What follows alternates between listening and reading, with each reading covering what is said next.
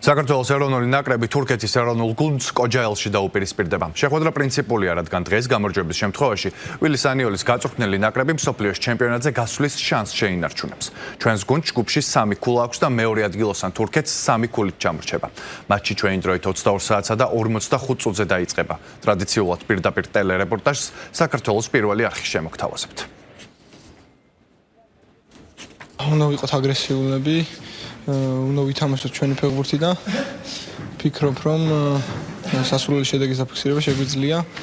ყველაფერს თუ გავაკეთებთ ისე, როგორც ჩემი აზრით თურქეთთან მეორე ტაიმში ვითამაშეთ, ისე თუ ვითამაშებთ, შეგვიძლია რომ თურქეთის ნაკრები დავამარცხოთ. გუნდურად უნდა ვითამაშოთ, ყველამ ერთმანეთისთვის შესაბამები სხვის შესაბამება უნდა გამოვასწოროთ და ეს იქნება გადამწყვეტი და აგრესიულობა, რა თქმა უნდა, თუ ჩვენ ამ ყველაფერს გავაკეთებთ, ჩემი აზრით გვექნება შანსები რომ გავიტანოთ გოლი და იმედია რომ ამას მოვახერხებთ. ძალიან მნიშვნელოვანი თამაშები და რეალურად რა თქმა უნდა ჩვენი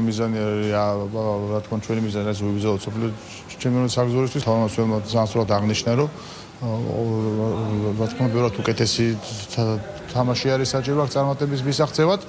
ძალიან რთული თამაში არის, მაგრამ მზად ვარ ჩვენ ამ თამაშისთვის და დარწმუნებულები ვართ რომ ბევრად უფრო ძლიერ საქართველოს ნაკრებს ვეთხოვავთ. დორტმუნდში გამართული მატჩიდან დიდი დრო გავიდა. პირველი მატჩის წინაც ვთქვი, რომ საქართველოს ნაკრებმა ბოლო პერიოდში პროგრესი განიცადა. ვილის დიდ პატივს ვუცემ. საქართველოში პირველი ტაიმი მოვიგეთ, მაგრამ ახლა რა თქმა უნდა სხვა თამაშია. ყავს მეტოქე, რომელიც ვფიქრობ, აუცილებლად მოგებისთვის ითამაშებს. არ ვიცით, თავიდანვე აგრესიულად შემოგვიტევს და მაღალ პრესინგს ითამაშებს. თუ შეინახავს ძალებს ბოლო წუთებისთვის. ამიტომ ორივე სიტუაციისთვის მოვემზადეთ. ამის მიუხედავად ჩვენი სისწრაფით და თავდაჯერებით უნდა ვითამაშოთ. რთული მეტოქია, მაგრამ მუნდიალზე გასასვლელად რაღაც განსაკუთრებულის გაკეთებაა საჭირო. გამოიწერეთ ემიგრანტ TV, მოიწონეთ ვიდეო და გაუზიარეთ სხვასაც.